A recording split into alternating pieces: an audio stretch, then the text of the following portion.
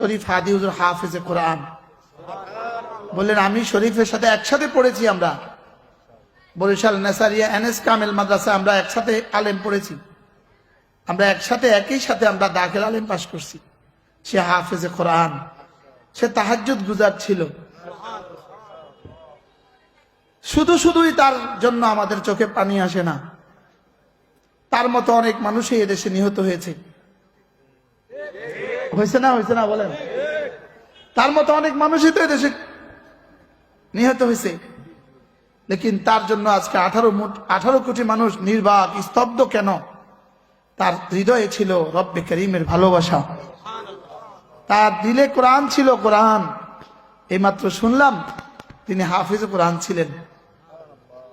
আল্লাহ তাআলা তাকে শাহাদাতের সর্বোচ্চ মাকাম নসিব করেন, যেন শুহাদায়ে বদর তার ইস্তেকবালে ছুটে আসে, যেন শুহাদায়ে বদর তাকে মুআনাকা করে, শুহাদায়ে বদরের সাথে যেন তার হাসর হয়। আল্লাহ এই নওজওয়ানের শাহাদাতকে আল্লাহ তাআলা কবুল করেন।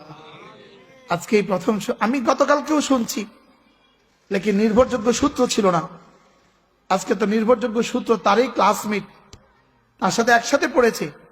সাভার মডেল থানা মসজিদের ইমাম, মডেল মসজিদের ইমাম যে শরীফ হাদি কি ছিল,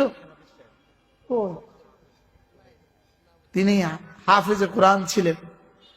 আল্লাহ তাআলা হাফেজ শহীদ ওসমান শরীফ হাদি